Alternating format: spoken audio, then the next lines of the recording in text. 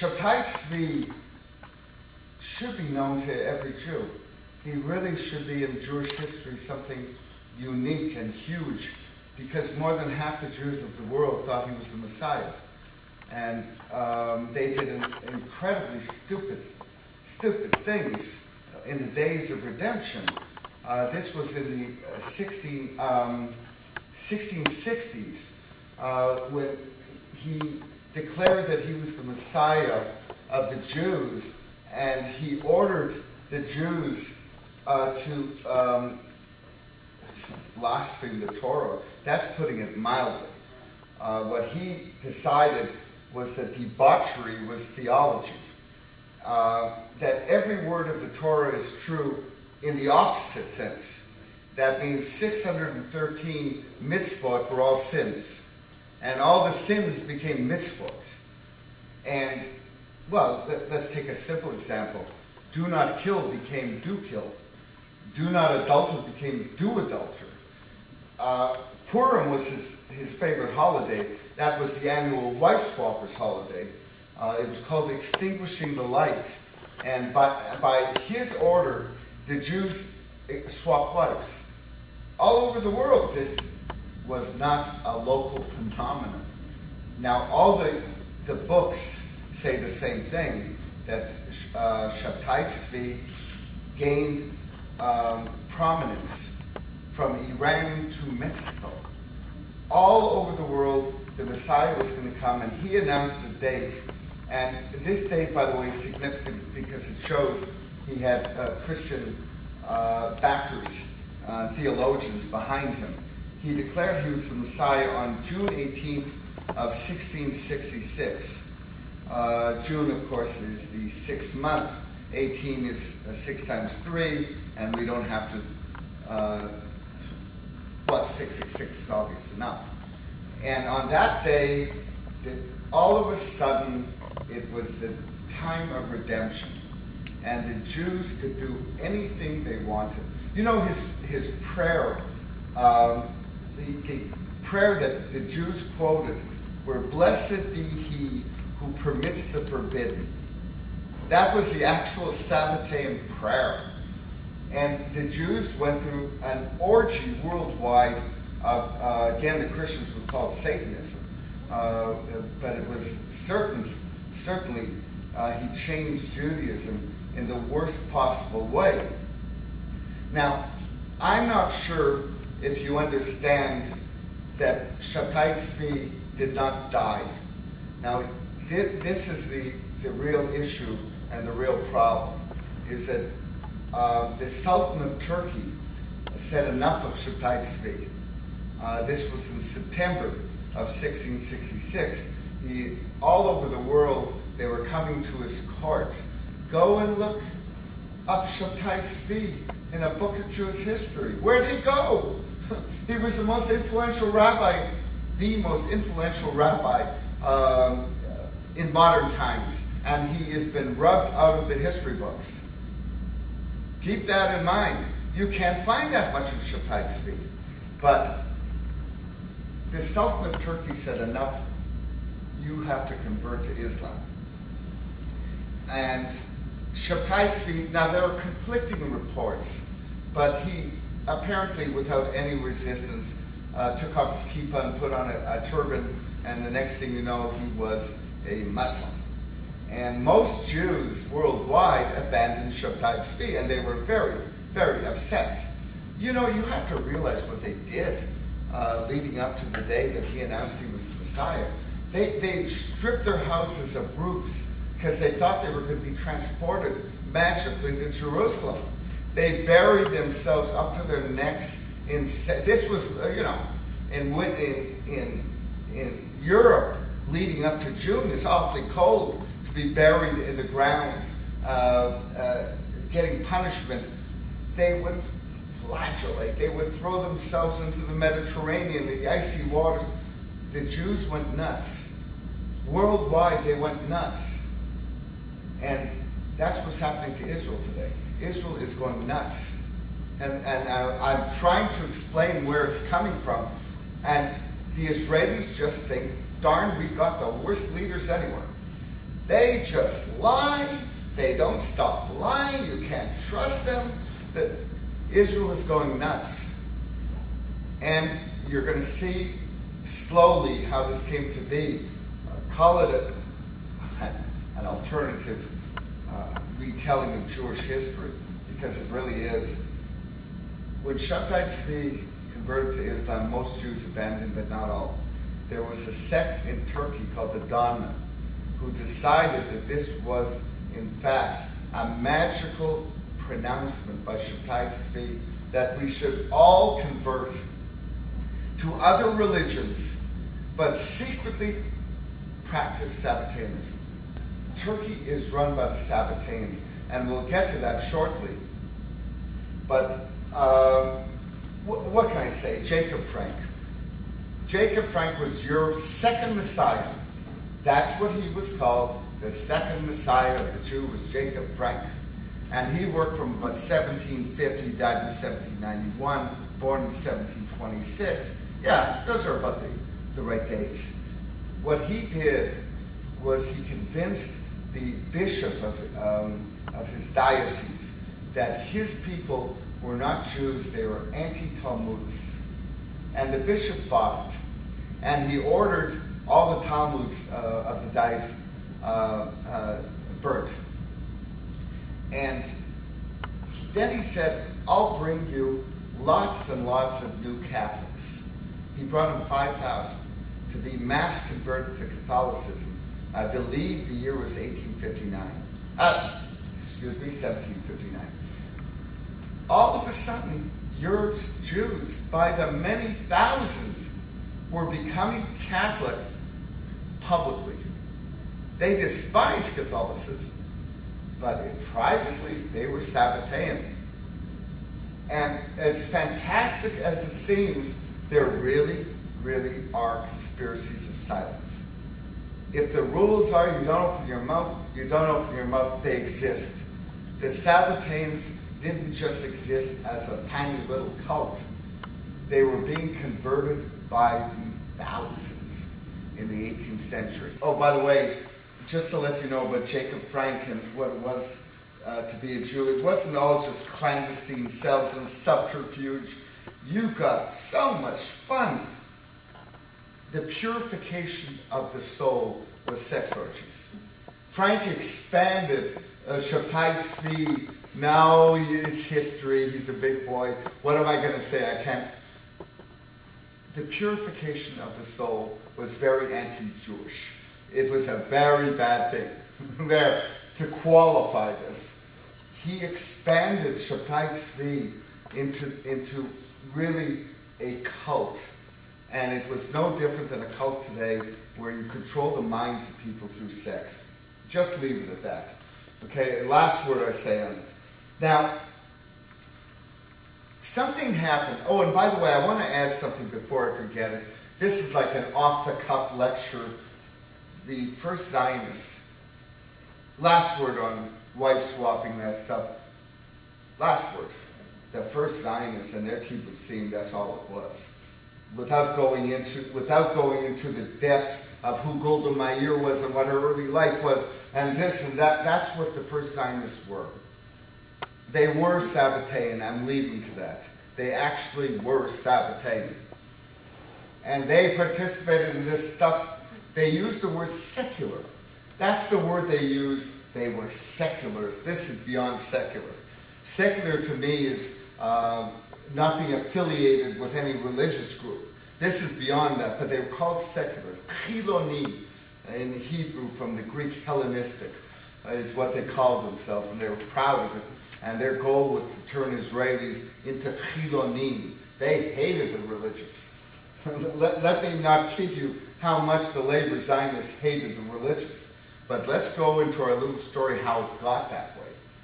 Jacob Frank ran out of money in the year 1785 or so. This is when the Sabbateans made, well, a pact with the big devils. Suddenly, Jacob Frank got very rich in 1786. He moved his sect to Offenbach, a suburb of Frankfurt. Frankfurt was also the home of Mayor Amschel Rothschild and the home of someone named Adam Weishaupt. Little by little, for those unacquainted with this piece of history, the Rothschilds are the Sabbateans of the world. And here is why. There was a meeting that took place apparently in Rothschild's humble home then. In 1786, he was not all that wealthy. He was a coin dealer. His sons made him wealthy. His 5 sons expanded a business. The business was to control the economies of nations and thus control the nations. He found a magnificent formula. If we can get hold of the nations' economies, we've got the nations. He sat with Jacob Frank, who wanted the Jews to become non-Jews. He wanted them to become Sabbateans. He wanted them to accept the real Messiah of the Jews, Shabtai Tzvi, and incidentally, and the second Messiah, Jacob Frank. That's one of this little 3-pointed triangle. That's one point. Adam Weishaupt was the founder of something called the Illuminati. Favor, please. Don't speak about the Illuminati, because the Illuminati is considered one of these things where the Jews are taking over the world. No, let me go on. I can't change what is the fact. No. This is not true. No, I'm not. All right, questions at the end, and that's that. You have to deal with facts, and they're not nice facts. What they did, quite simply, was they had to overturn the existing societies. And unfortunately for us Jews, they did a real job. Now let me tell you that all of this was banned. Now the story in all the history books is the same thing, that there was, just before the French Revolution, a horseman fell. In his satchel were the plans for the revolution. In the satchel were the plans for the Illuminati and so forth. It was all banned. Throughout Europe it was banned. And that put Weishaupt, that put Rothschild, and to a lesser degree Frank into a problem. What do you do if you're banned? And they came up with something that has changed history for good. Weishaupt said, well, what we do is we take our tenants and we put them into an organization that has lodges and chapters worldwide, and we subvert the existing organization to our tenants. And the organization they chose was British Freemasonry. Now, there was no such thing as a Freemasonic conspiracy before the 18th century. As far as I can tell, they were very nice. They were a builders' guild. They backed builders throughout Europe, and they were all right. All of a sudden, there are revolutions. All of a sudden, you have something you never saw before, ever. You actually saw talk of one organization upending whole nations. Now, here's where the Jews fit in, and this is the scary part. You now have a new world. Germany is Sabbateanism. That is where it began. Turkey is the Don. That's the home of Shabtai Tzvi. It's a major player, but it's now being shifted. The real players from here on in were Germany first, and then London, where there was freedom to expand on their ideas. So suddenly you had Jews who were no longer Jews. Karl Marx, Friedrich Engels. They moved from Germany to London. From London, their ideas spread all over the world. In America, Solomon Schechter, the Reform movement. It's all the same. Germany to London, where it spreads to America. All of a sudden, the Jews have got an enlightenment. Moses Mendelssohn, he wasn't a Jew. He was born a Jew, but he converted. And his children converted, all for the enlightenment of the Jews. One after another, the Jews were being diluted. They were being whittled down. By the way, the situation that I've seen in America is that worked like a charm. I'm telling you, you want to talk about whittled down Jews, this country is really, except for the Orthodox, really lost its Jewish thinking and heritage. And that again, Germany, Solomon Shepherd, to London. He gets the money, he gets the packing, he goes to America. Now we've got the world's greatest, and this scares Jews, believe me, I'm not blind to this. I'm very aware of this. There's a new history. It's not a new history, it's an old history being retold. But you have to look, and you can't ignore a really serious problem, is that the Rothschilds took on America. And all of the following names are simply not Jewish. Within one generation, they stopped being Jewish. But from Frankfurt, Germany, the Rothschilds sent John Jacob Astor, Jacob Schiff, Max Warburg. He sent all of his agents to America to corrupt the robber barons, essentially. If you were very successful, they made a deal with you. You promote our thinking, and our thinking is the end of Jews. It really was a war against the Jews in a very different way that people understand. And it becomes harsh from here on in. We're now in the 19th century, and that was not a good century for the Jews. That was the century of the pogroms. What you have now with America is try and find a Jewish Astor anymore. Try and find a Jewish Schiff. John Jacob Schiff's grandson is married to Al Gore's daughter. This is true blue Sabbateanism.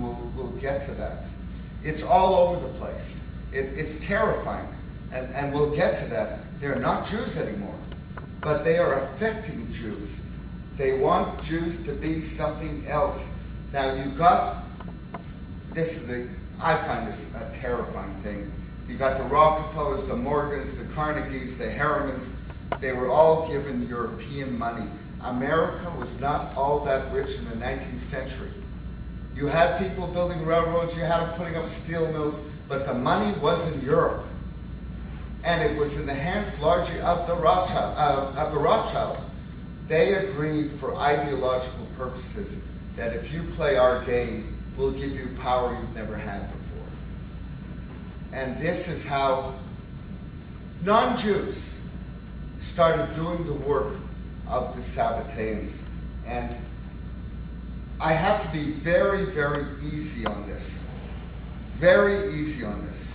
The fact of the matter is, in the 1870s, the Sabbateans of England decided on something new. The Jews weren't cooperating.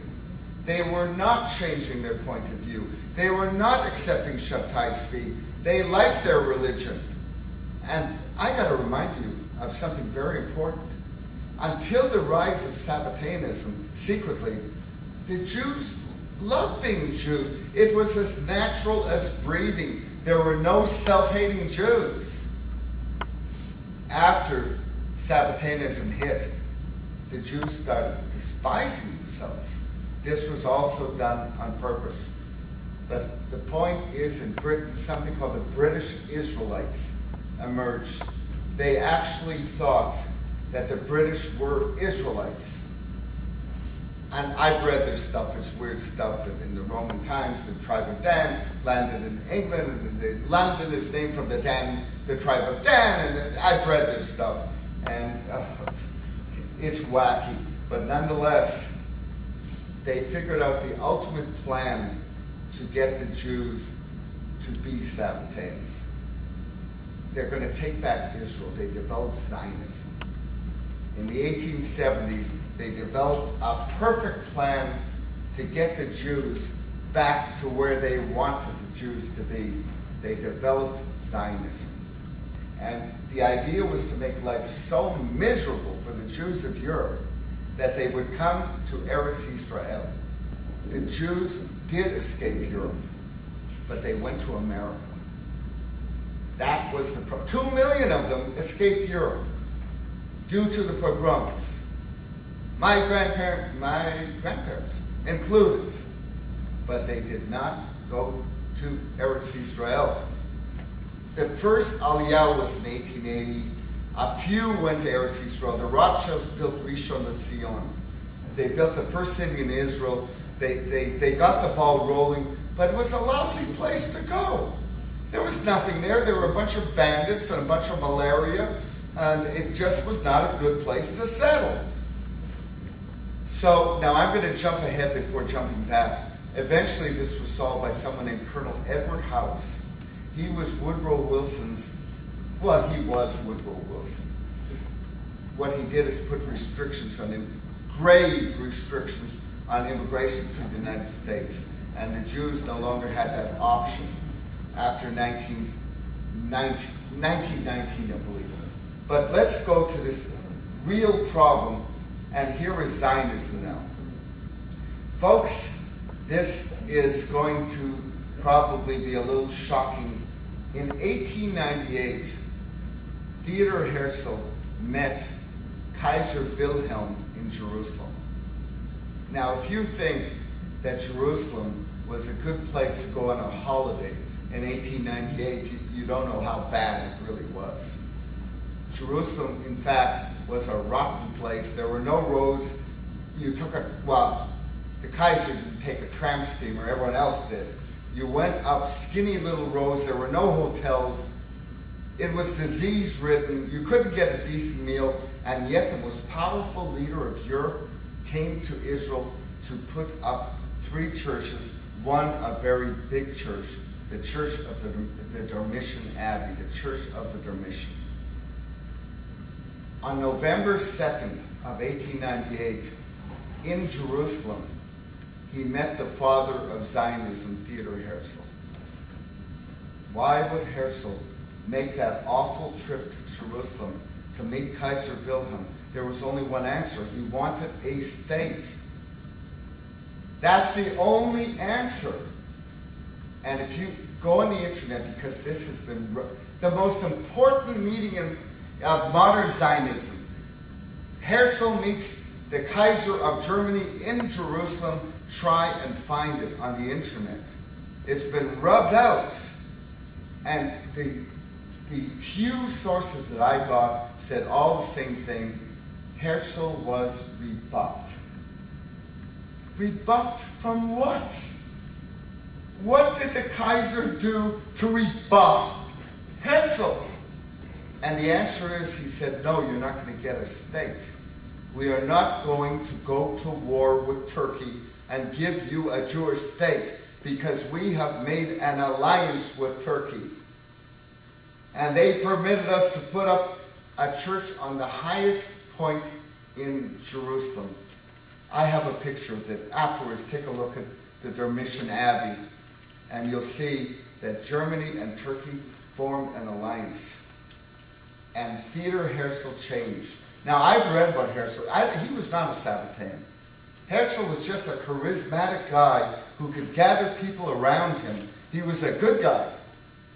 In 1901, Theodor Herzl met the British Zionists who wanted Britain, not Germany, to get the Jewish state. And Theodor Herzl said, forget it. We cannot have a state in the ancient land of Israel. We would have to fight the Turkish-German alliance. It would kill millions upon millions of people. We can't do it. It's not worth it. He said to the British, you have land in Africa. Just give us Uganda. It'll do. We'll live with it. And this would have ruined the Sabbatean plan. It would have destroyed the plan of the Sabbateans.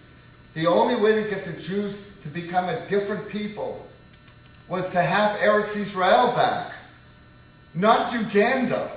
Uganda wouldn't have done the trick. And anyways, we'd be Rhodesia today. You know, I mean, it wouldn't have worked anyways. So now here, and I warn you ahead of time, it's not easy speech, but nonetheless, I'm going to say it. Theodor Herzl went at the age of 44 into a sanatorium in Paris shortly after this little announcement, for a disease, go and look every which way and find out what was wrong with Herzl. I sure couldn't. And he died after 2 weeks in the sanatorium. Now, when I was growing up, this is what they told me. My parents, my Hebrew school teachers, they all told me the same thing. That darn Herzl worked so darn hard that his heart stopped. Yeah, sure he did. He died at 44. Even in 1905, you just didn't drop dead at 44 because your heart stopped. He was murdered. And this was the first of the Zionist murders. You've now got a new leader of the Zionists.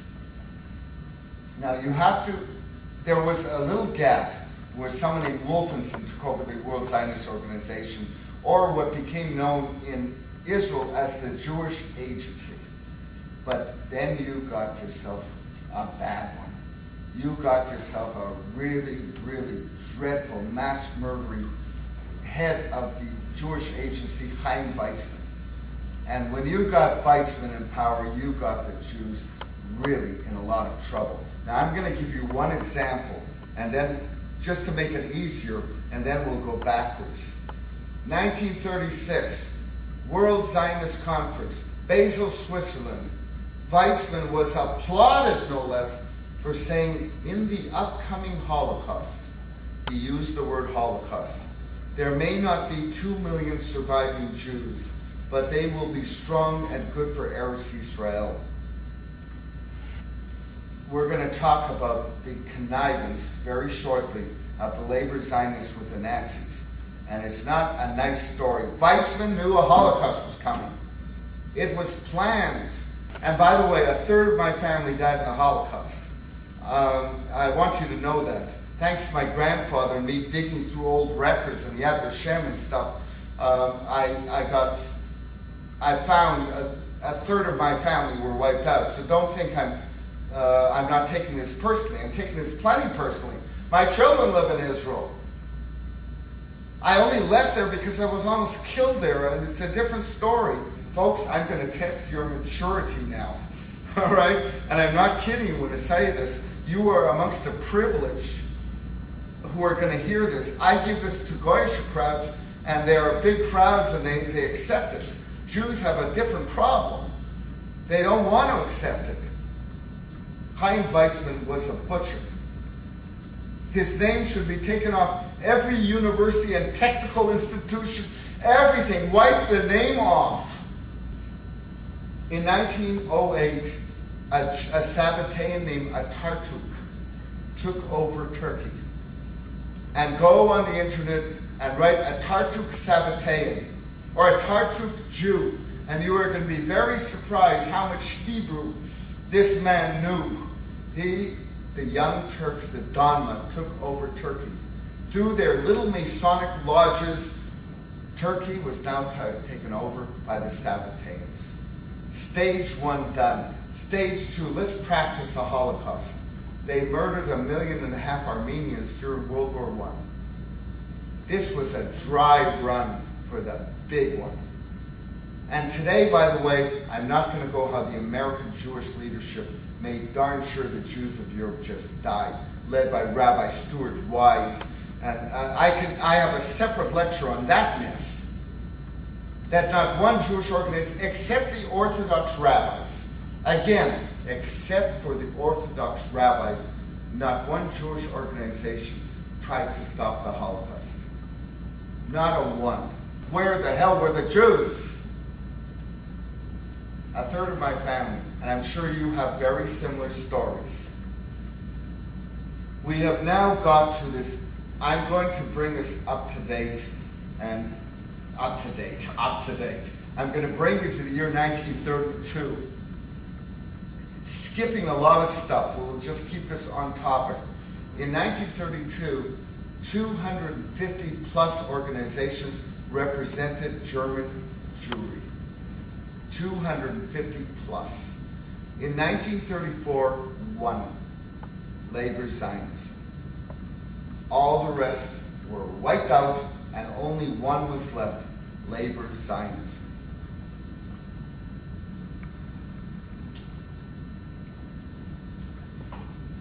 Labor Zionism were allowed to keep camps to indoctrinate German Jewry into Sabbateanism before they would be shipped to Palestine. Practically all the Jews who came to Israel in the 30s were German. 70,000 of them. The reason why was the transfer agreement. Go on buy my book, it'll be dirt cheap. Otherwise, go on the internet, look up the transfer agreement. What an agreement. And this was the end of Zev Jabotinsky and the Cherut Party as well. The transfer agreement stated it was an agreement between the Jewish Agency of Jerusalem and the Nazi Party. And it was signed and it went into effect. The Jewish Agency would allow Germany to make life so miserable for the Jews that they would come to their indoctrination camps where the weak would be weeded out, eventually to be killed in camps, and the strong would be sent to Israel. In return for which, the Jewish Agency of Jerusalem would make sure that every immigrant used his funds to buy German goods, propping up the economy, would stop all protests, embargoes, anything against the Nazi regime. Worldwide, Jews in America were organizing parades against the Nazis. The word got out from the Zionists in Israel, leave the Nazis alone. During the Holocaust, there was only one Jewish organization led by Chaim Weizmann who knew a Holocaust was coming, planned it with the Germans, and that was Labor Zionism. Now, let me tell you something that's going to be shocking to you. And believe me, I believe that you are mature enough to accept this. It isn't easy for me. Do you think when I was researching this, I was having a good time? I mean, you have to understand, this is crappy work. It's just something that fell into my hands. I wasn't even meant to do this work. You know, until Rabin was murdered, I was the Israeli correspondent for the Hollywood Reporter and for Billboard magazine and Screen International. I was a trade journalist. Who even thought of this stuff? Now, with that in mind, that I was not looking for this, it just came to me. The idea of Israel was never to be a shelter for Jews. Never. No religious Jew was allowed in Israel all through the Holocaust. If he got in, it was through his doing. Nobody rescued any religious Jews. The only Jews allowed into Israel from 1933 until the White Paper of 1939 were German Jews. Did you know Winston Churchill's mother was a Jew? And that means that Churchill himself was Jenny Jacobson. Her father was a stockbroker from New York. Churchill was a Jew. He was a Sabbatean. Look, again, you have to look this up on the internet, who Jenny Jacobson was. Churchill was a Jew. He was another Benjamin Disraeli. It doesn't matter if they convert to, the Sabbateans convert and they mix. It's a very ugly, messy situation. Stalin. You think Stalin was a Jew? All three of his wives were Jews. All his children are Jews. This is Sabbateanism. This was a Sabbatean war. I'm not being overly dramatic when I say this either. This was a war fought by the Sabbateans, and they are not Jews. Don't mix them up. They are the enemies of the Jews. Israel took the German Jews and used them for seed stock to get a new Judaism. They were going to wipe out the Jews, as many as they could, of Europe, and start a new Judaism in Israel based on Sabbateanism. Everyone thinks it's left-wing, that the problem is the left are crazy. It's not the left. The children of the left maybe never heard of Shaddai Tzvi. But in the ruling quarters, and in Israel that's not very many people, they know darn well who he was. The first president of Israel, Ben Tzvi, went to Turkey and became a true blue Sabbatean. Israel's founders were Sabbateans who went to Turkey to learn their stuff from the original Sabbateans. This is all true. It's all true. Israel was the worst thing that ever happened to the Jewish people was labor Zionism. Now, in Marvin Antelman's book, To Eliminate the Opiate, he calls the Holocaust, as the Sabbateans call the Holocaust, he calls it, oh my goodness, burning, what does he call it? Burnt offerings. Burnt offerings is the Sabbatean term for the killing of Jews. If you are a Jew who does not believe that Shabbat Tzvi was the Messiah, it is a mitzvah to kill you. They derive energy from this. This isn't properly understood, but it almost came out.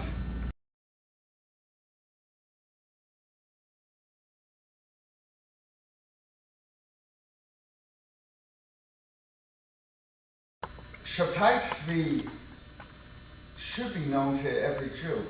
He really should be in Jewish history something unique and huge, because more than half the Jews of the world thought he was the Messiah. And they did incredibly stupid things in the days of redemption. This was in the 1660s, when he declared that he was the Messiah of the Jews, and he ordered the Jews to blaspheme the Torah. That's putting it mildly. What he decided was that debauchery was theology. That every word of the Torah is true in the opposite sense. That means 613 mitzvot were all sins. And all the sins became mitzvot. And, well, let's take a simple example. Do not kill became do kill. Do not adulter became do adulter. Purim was his favorite holiday. That was the annual wife swappers holiday. It was called extinguishing the light. And by his order, the Jews swapped wives. All over the world, this was not a local phenomenon. Now, all the books say the same thing, that Shabtai Tzvi gained prominence from Iran to Mexico. All over the world, the Messiah was going to come, and he announced the date. And this date, by the way, is significant because it shows he had Christian backers, theologians behind him. He declared he was the Messiah on June 18th of 1666.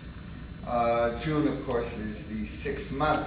18 is 6 times 3, and we don't have to, well, 666 is obvious enough. And on that day, all of a sudden, it was the time of redemption. And the Jews could do anything they wanted. You know his prayer, the prayer that the Jews quoted were, "Blessed be he who permits the forbidden." That was the actual Sabbatean prayer. And the Jews went through an orgy worldwide of, again, the Christians would call it Satanism. But it was certainly, he changed Judaism in the worst possible way. Now, I'm not sure if you understand that Shabtai Tzvi did not die. Now, this is the real issue and the real problem, is that the Sultan of Turkey said enough of Shabtai Tzvi. This was in September of 1666. All over the world, they were coming to his court. Go and look up Shabtai Tzvi in a book of Jewish history. Where did he go? He was the most influential rabbi, in modern times, and he has been rubbed out of the history books. Keep that in mind. You can't find that much of Shabtai Tzvi. But the Sultan of Turkey said, enough, you have to convert to Islam. And Shabtai's feet, now there are conflicting reports, but he apparently, without any resistance, took off his kippah and put on a turban, and the next thing you know, he was